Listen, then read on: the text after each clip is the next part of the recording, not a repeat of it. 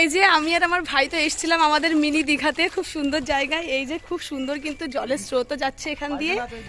আর এই যে আমার মাথার ওপরেই কিন্তু রয়েছে আমাদের সেই দিঘলগ্রাম পারুলিয়া ব্রিজ। আর ওই পাশে দেখো কত সুন্দর হাঁসগুলো কিন্তু এইখানেই ছিল, যেই আমাকে দেখলো সেই ওইদিকে চলে গেল।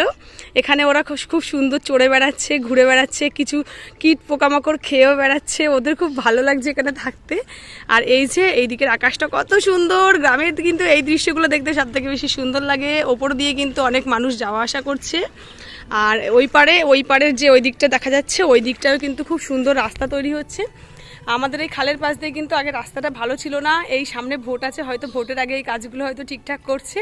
আর এই রাস্তা দুটো ভালো হলে অনেক সুবিধা হবে। ওই পাশের গ্রামে যেতে গেলে আমাদের এই সোজা রাস্তা দিয়ে গেলে হয়ে যেত। আগে অনেকটা দুই দিক দিয়ে ঘুরে ঘুরে যেতে হতো। আর এই পাশের যে রাস্তাটা রয়েছে সেই রাস্তাটায় আমার একটা বান্ধবীর বাড়ি আছে। যখন আমরা যেতাম খুব কাদা থাকতো। আমার একটা মাসির বাড়ি রয়েছে, কিন্তু কাদার জন্য আমরা কখনো যেতে পারিনি। তো আশা করি এবার মনে হয় যেতে পারবো। এবার সাইকেল নিয়ে হেঁটে যেতে পারবো। আগে প্রচণ্ড কাদা হতো আর গ্রামের মানুষদের খুব সমস্যা হতো। তো গ্রামের মানুষদের সমস্যার কথা মাথায় রেখে এই যে একটা খুব সুন্দর পদক্ষেপ নিয়েছে, এতে আমি সত্যিই খুব খুশি। আশা করি ফিউচারে আমাদের গ্রাম আরও বেশি উন্নত হবে।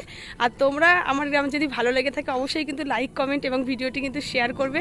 আর আমার ভিডিও কেমন লাগে অবশ্যই কিন্তু সেটা কমেন্ট করে জানাবে। তো এখনকার মতো ভিডিওটি এখানেই শেষ করছি।